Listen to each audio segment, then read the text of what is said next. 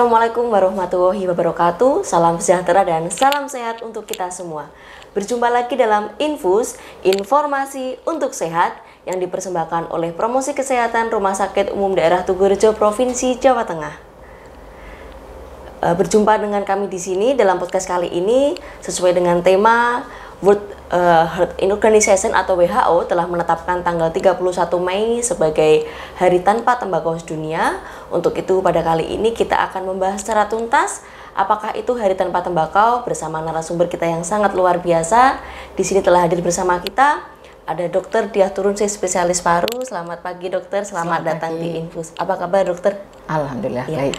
Ya dokter, langsung saja ya dok. Seperti yang sudah saya singgung di depan tadi, bahwa tanggal 31 Mei itu adalah Hari Tanpa Tembakau Sedunia. WHO telah menerapkan ini. Nah, latar belakang dan apa tujuannya dokter WHO menetapkan satu hari tersebut menjadi Hari Tanpa Tembakau Sedunia? Ini merunut ke belakang itu memang berdasarkan banyak penelitian. Ternyata memang pemanfaatan tembakau selama ini kan memang masih paling banyak maksimal untuk pembuatan rokok. Dan dampak rokok itu sendiri baik yang dibakar maupun dikunyah itu memang masih banyak negatifnya. Oleh karena itu penggunaan tembakau seperti yang selama ini digunakan diupayakan untuk ditekan serendah mungkin. Baik dokter, untuk penggunaan tembakau itu selalu identik dengan perokok nggak dok? Karena mungkin dari kebiasaan sekarang ya, masyarakat sekarang gitu dok. Ya, memang sampai penelitian dan edaran terbaru dari Kemenkes tadi memang sampai saat ini penggunaan tembakau maksimal atau paling banyak itu memang untuk industri rokok. Walaupun Kementerian Pertanian sendiri itu pernah launching pemanfaatan penggunaan tembakau akan digunakan sebagai bahan dari pestisida, tapi semua itu baru pada taraf penelitian. Harapannya itu kan nantinya juga berkembang ya, jadi tidak terlalu merugikan untuk petani tembakau sekarang kan. Karena di satu sisi kita menekan penggunaan tembakau sebagai rokok, di sisi lain selalu kita dihadapkan pada dampak yang namanya dampak ekonomi ya. Penggunaan itu yang harus disinergikan supaya semua pihak bisa menerima. Iya, berarti tujuan dari WHO tersebut sebenarnya untuk menyadarkan masyarakat ya dok ya, untuk penggunaan tembakau dalam bentuk rokok. Ya. Dokter, untuk populasi Indonesia sendiri, kebiasaan masyarakat Indonesia sendiri, apakah tinggi dokter untuk perokok tersebut dok? Dari rilis terbaru Kemenkes itu, penelitian dari Kemenkes itu, kalau penelitiannya memang dilakukan 10 tahun sekali ya. Dulu 2011, terakhir 2021. Ternyata prevalensi Indonesia itu tidak berubah pada pemanfaatan rokok. Jadi kalau pengguna rokok di Indonesia tetap kedudukannya nomor 3 di dunia. Sedangkan laki-laki perokok itu paling tinggi malah di Indonesia. Jadi mungkin memang komposisinya masih banyak yang laki-laki daripada perempuan. Berbeda dengan negara lain yang mungkin hampir sama banyak ya laki-laki perempuan, tapi di Indonesia memang masih banyak laki-laki yang merokok. Tapi posisinya itu tidak berubah sejak tahun 2001 ya. Sampai 2021 survei yang 2021 tetap posisi Indonesia nomor 3 di dunia. Terus untuk Indonesia sendiri apakah ada kasus anak-anak dok, banyak yang anak-anak menggunakan rokok sebagai lifestyle-nya gitu dokter? Ya, semakin untuk saat ini ternyata perokok di Indonesia semakin muda usia. Kalau dulu mungkin ya wis kerja atau SMA lah paling enggak. Sekarang SD pun sudah ada. Malah pada sebagian orang yang tidak menyadari ya, seorang ayah kepala keluarga di rumah merokok di rumah, dilihat anak yang masih balita. Mau nggak mau anak ini pertama perokok pasif ya, lama-lama dia bisa berubah menjadi perokok aktif karena melihat orang tua atau contohnya atau teladannya ini merokok. Iya, jadi memang semakin sini semakin mudah. Tiap hari melihat ya dok ya, mungkin karena malah mikirnya tertanam mindsetnya ini sudah kebiasaan ya. Itu sesuatu yang benar gitu kan, biasanya bisa berpikir seperti itu. Dokter, untuk komponen rokok sendiri dok, dari tembakau yang dalam rokok atau mungkin sudah diolah menjadi rokok, komponen-komponen itu sama nggak sih dok dengan yang dirokok secara oleh perokok langsung atau dengan perokok pasif? Memang ada yang namanya asap utama dan asap tambahan ya kalau dalam rokok itu. Tapi hampir sama yang dihisap oleh perokok utama maupun second hand smoker. Jadi perokok yang pasif atau hand smoker itu juga hampir sama. Malah komponen asap rokok ini kan, kalau seseorang merokok dalam satu ruang, dia bisa asap rokok ini bisa bertahan 4 sampai 6 jam dalam ruangan itu. Bisa menempel di dinding, di meja atau di bagian. Jadi komponen utamanya yang didapat oleh pasif smoker ini juga hampir sama dan sama-sama mengalami kerugian, padahal kenikmatannya dia nggak dapat. Kenyamanannya dia nggak dapat. Memang kalau dalam penelitian itu komponen yang berbahaya itu hampir 4.000 zat gitu ya? Iya. Cuma yang paling sering diteliti 40 jenis zat itu. Salah satunya nikotin. Nikotin ini sebetulnya kalau karsinogeniknya mungkin nggak separah ter atau komponen yang lain ya, benzen atau apa yang ada di asap rokok. Tapi dia yang menyebabkan adiksinya. Membantu waktu itu ya? Membantu menyebabkan adiksinya. Jadi orang akan kesulitan berhenti merokok karena adiksi terhadap nikotin yang memang ada di asap rokok itu. Bahayanya di situ. Berarti bisa dibilang ini ya dok, membuat kayak ketergantungan ya dok ya? Dari zat nikotin itu membuat ketergantungan perokok. Jadi susah untuk berhenti. Atau mungkin sudah jadi kebiasaannya ada waktu-waktu tertentu perokok harus ada jam-jamnya gitu ya dok? Iya, betul. Ya dokter, terus untuk zat-zat yang lain dokter yang mungkin bukan dari rokok sendiri tapi dari tembakau dokter, kan ada yang manfaat positif, ada negatif. Nah kalau dari perokok sendiri yang mungkin sebenarnya di luar itu bisa positif tapi di perokok itu negatif, apa ya dok? Kalau sampai saat ini ya yang dilakukan penelitian itu memang zat yang dimanfaatkan yang utama memang nikotinnya itu. Dalam penelitian yang dilakukan oleh Kementerian Pertanian itu juga yang diambil itu juga itu yang akan dimanfaatkan untuk pestisida atau apa. Sedangkan komponen yang lain kayak ter atau bahan yang lain itu memang masih terlalu sedikit dan itu semua masih dalam taraf penelitian ya. Jadi kalau untuk yang dimanfaatkan sebagai rokok, bahan rokok semuanya memang arahnya negatif. Arahnya negatif semua. Iya, nggak ada yang bermanfaat positif ya. Mungkin karena pengolahannya ya dok, mungkin pengolahan di apa bahan lain yang akan jadi positif, tapi kalau untuk rokok memang semuanya berdampak negatif. Terus dokter, untuk efek samping rokok dokter, mungkin ada penyakit-penyakit yang akan diderita saat terdekat, waktu mendekat atau jangka panjang dokter oleh perokok aktif maupun pasif? Kalau kembali ke zatnya tadi, yang pertama kan memang nikotinnya sendiri yang menyebabkan adiksi ya. Kalau dia berhenti biasanya depresi, rasa depresi atau tidak bahagia itu bisa muncul. Itu yang pertama. Yang kedua, yang paling gampang kelihatan itu pada perokok biasanya sisa asap rokok yang nempel di gigi jelas menimbulkan warna pada gigi, jadi nggak cantik lagi kan. Terus lebih dalam lagi, misalnya asap yang masuk ke pernafasan, otomatis dia akan menimbulkan gambaran dari perokok itu kayak bronkitis. Paru-parunya ya dok ya? Saluran nafasnya mengalami kondisi seperti bronkitis.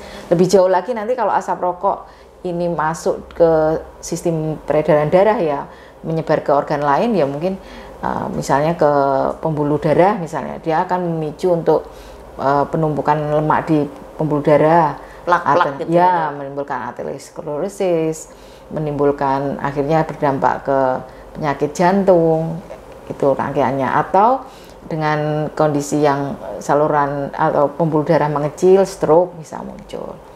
Dampak lebih jauh lagi diduga dari banyak penelitian ini ya, asap rokok juga karsinogen, kemungkinan menimbulkan kanker yang sudah banyak diteliti, itu kanker paru yang jelas.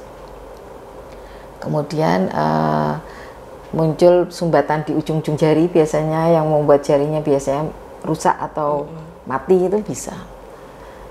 Jadi untuk hampir ke seluruh lain, tubuh, kayak mata bisa, itu juga karena bisa ya? Biasanya arahnya ke plaknya ini dulu, sumbatan pembuluh darah, akhirnya menimbulkan gangguan ke semua itu jangka panjang gitu dok. Kalau ada jangka pendeknya dok, misalnya ini hari ini mulai merokok, apakah ada jangka pendek efek sampingnya dokter?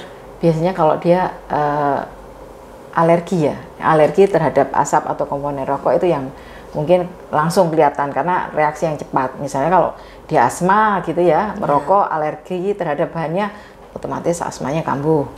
Atau pada bahan-bahan komponen penyusun rokoknya alergi di tangan bisa, atau kulit, atau di sekitar mulut. Itu yang sifatnya cepat. Tapi memang nggak banyak ya. Mungkin kalau seseorang dasarnya alergi terhadap komponen itu, begitu muncul sudah selesai, dia berhenti, nggak enak kan. Tapi jangka panjang ini karena butuh waktu, butuh nggak langsung kelihatan, orang jadi nggak apa-apa. Dan biasanya berhenti merokok itu setelah ada keluhan ya dok, kebanyakan ya. Sebetulnya setelah ada keluhan, tapi orang kadang tidak menyadari. Kadang saya beberapa pasien, saya jadi batuk setelah berhenti merokok bilang gitu. Padahal kalau ditanya lah kenapa nyoba berhenti, ya mulai ada batuk sama sesak gitu. Terus rasanya setelah berhenti tambah batuk tambah sesak, padahal memang sudah mulai ada keluhan. Sudah ada keluhan di awal. Dokter, sejauh ini pasien-pasien dokter mungkin ada yang kasus tadinya perokok aktif, terus ada sakit, terus harus berhenti merokok karena suatu hal sakitnya. Apa ada kendala dokter di pasien tersebut dokter? Kendala sendiri baik psikisnya ataupun dari ininya tubuhnya sendiri. Kalau yang smoking cessation ini ya, yang memang nggak ada keluhan tapi pengen berhenti, itu jarang saya dapat pasien seperti itu memang ya. Tapi memang kalau beberapa dulu yang akhirnya agak kesulitan. Salah satunya memang efek dari nikotin yang membuat adiksi itu tadi. Karena begitu berhenti itu dia akan merasa nggak semangat, nggak gembira. Jadi merasa kok nggak nyaman malahan. Kondisi ini memang yang harus diterangkan betul bahwa itu memang perjalanannya seperti itu. Dukungan dari orang sekitar juga sangat dibutuhkan. Ya, yang seperti ini yang kemungkinan untuk kembali merokok memang lumayan besar. Tapi kalau sudah ada penyakit yang sering muncul itu namanya PPOK, penyakit paru obstruksi kronik. Itu yang sesek terus. Biasanya kalau orang yang seperti ini memang sudah berhenti akhirnya. Karena merokok tambah sesek. Atau dia sudah ada kanker paru biasanya. Mau nggak mau dia pasti berhenti. Karena memang sudah ada sakit dulu sakit gitu ya, yang lumayan berat. Ini dokter.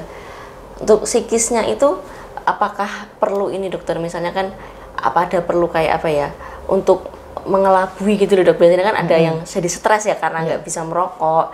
Apakah ada mekanisme copingnya gitu, mekanisme coping yang bisa dilakukan oleh masyarakat kalau pas ada kendala waktu ingin berhenti merokok? Ya, biasanya memang ada yang pakai permen ya untuk mengganti ketergantungan terhadap nikotin itu. Kalau dia dengan kondisi biasa aja nggak bisa, itu bisa. Atau ada obat memang, tapi nggak tahap untuk sampai ke obat itu memang butuh evaluasi ketat karena memang nggak murah obatnya dan butuh waktu lama. Tapi semua itu memang nggak terlalu maksimal hasilnya atau percuma kalau dari pasiennya sendiri tidak ada keinginan yang besar. Dari pribadi ya dok ya. Harus ada keinginan yang besar, dukungan dari lingkungan untuk memang berhenti merokok. Nah sekarang itu malah banyak yang ini ya dok. Oh rokok yang tembakau ditinggalkan sekarang pakai yang pakai vape, yang vape itu. Rokok elektronik ya. Elektrik rokok elektrik. Itu gimana dokter menurut dokter dok? Terakhir itu saya baca dari jurnal dari UI ya. Sampai saat ini rokok elektrik itu tetap mengandung nikotin. Tetap ada nikotinnya ya. Dan nikotinnya tidak terstandar. Dia bisa ngatur sendiri. Jadi yang ditakutkan tetap efek atau dampak adiksinya itu ada, karena apalagi ini tidak standar tadi, dia bisa menaikkan atau menurunkan sendiri dengan cara chambernya itu diisi atau menaikkan menurunkan sendiri lewat ininya elektriknya itu bisa menaik menurunkan. Jadi efek atau harapan untuk berhentinya malah akan lebih sulit dari situ. Karena juga ada perasanya ya dok ya, itu. Dan asapnya sendiri, aerosolnya sendiri tetap ada bahan-bahan yang sifatnya karsinogen. Untuk yang aktif maupun yang pasif ya dok ya. Betul. Jadi tetap tidak dianjurkan untuk pengganti orang-orang yang pengen berhenti merokok. Iya dokter. Mungkin apa ada gejala-gejala yang bisa timbul dokter dari orang atau masyarakat yang baru saja berhenti merokok dok? Ya, jadi kalau ada seseorang yang pengen banget berhenti merokok, memang kita tidak bisa menjanjikan bahwa semuanya akan mulus atau baik-baik saja. Biasanya awal-awal itu karena rangsangan untuk senangnya berkurang, dia memang ada rasa tidak nyaman, kok moodnya gampang berubah, susah tidur. Itu bisa 1 bulan pertama itu bisa muncul seperti itu. Ya, jadi pendampingannya memang harus bagus saat itu. Kalau setelah itu lewat, biasanya terus ini nafsu makannya malah bagus ya, naik ya, berat badan naik. Orang-orang yang nggak mau gemuk ini biasanya terus malah nggak enak, berat semua. Katanya lebih sehat kok tambah berat gitu, itu muncul. Terus tambah lama kalau tidak didampingi ya muncul depresi, ansietas, mood mudah berubah. Gitu. Berarti untuk itu menghentikan kebiasaan merokok itu bukan hanya dari diri sendiri ya dok ya, dukungan dari keluarga atau mungkin butuh pendamping secara khusus ya dok, dari psikolog mungkin bisa jadi dok. Bisa kalau memang dia benar-benar berharap berhenti merokok, benar-benar dibantu, itu sebaiknya timnya lengkap. Timnya lengkap dari medis bisa sampai 3 bulanan itu. Untuk tata laksananya sendiri dok, kalau secara farmakologis itu dokter bilang dari obat ya, ada dok obat itu. Apakah obat-obat itu didukung dari apa ya dok, ada kasus tertentu misalnya yang benar-benar tidak bisa, dan itu apakah setiap rumah sakit, setiap klinik itu bisa meresepkan, dokter bisa meresepkan atau ada dok? Biasanya menilai kan memang tetap kita nilai kondisi pasiennya sendiri yang pengen berhenti, lingkungan. Kita maksimalkan dulu yang non obat dulu, dievaluasi non obat. Kalaupun ada obat, biasanya bukan obat pengganti dopaminnya, bukan, tapi mungkin obat vitamin atau obat yang mengurangi cemasnya itu dulu biasanya dievaluasi. Kalau dengan itu bagus, tidak usah ditambah ke arah yang pengganti dopaminnya itu yang, karena kalau itu urutannya panjang sekali. Harus dan panjang ya dok ya? Biasanya seorang dokter yang menangani pasien berhenti merokok ini dia butuh pelatihan khusus juga, karena memang nggak mudah. Jadi ada pelatihan khusus memang untuk tenaga kesehatan yang pengen berkecimpung di center-center berhenti merokok. Oh, berarti memang ada kayak senternya ya dok ya? Kalau di Semarang sendiri dok, di Jawa Tengah sendiri apakah ada dokter? Untuk saat ini mungkin di rumah sakit besar ya. Biasanya pada saat pasien ini dirawat dengan sakit yang tertentu, memang ada akibat merokok, itu dianjurkan ke center yang untuk menangani berhenti merokok. Mungkin karena para sobat sehat di rumah juga ada yang berkeinginan untuk berhenti merokok tapi belum bisa sampai ke situ ya dok. Berarti jadi ada kalau senternya. Di center rumah sakit ini biasanya nanti dianjurkan oleh dokter yang merawat. Baik dokter, cukup nggih dok nggih? Mungkin dokter bisa ngasih pesan ke masyarakat sobat sehat di rumah tentang Hari Tanpa Tembakau Sedunia ataupun Hari Tanpa Rokok dokter. Terima kasih. Sampai saat ini manfaat tembakau sebagai rokok belum pernah dapat dinilai positifnya. Semua masih berdampak negatif. Mari kita jaga bersama diri kita, lingkungan kita maupun Indonesia kita dari manfaat buruk rokok dengan tetap berhenti merokok. Baik dokter, tujuannya untuk meningkatkan derajat kesehatan masyarakat Indonesia dok ya, karena berhenti merokok pasti akan banyak keuntungan bagi kesehatan masyarakat. Terima kasih sekali dokter untuk waktunya, untuk materinya, untuk sharingnya. Semoga bisa bermanfaat untuk masyarakat luas dan pemirsa ada di rumah. Sama-sama Mbak Ajeng. Baik pemirsa di rumah, sobat sehat sekalian, sudah di penghujung acara dalam podcast kali ini. Sampai jumpa di podcast selanjutnya. Assalamualaikum warahmatullahi wabarakatuh. Waalaikumsalam.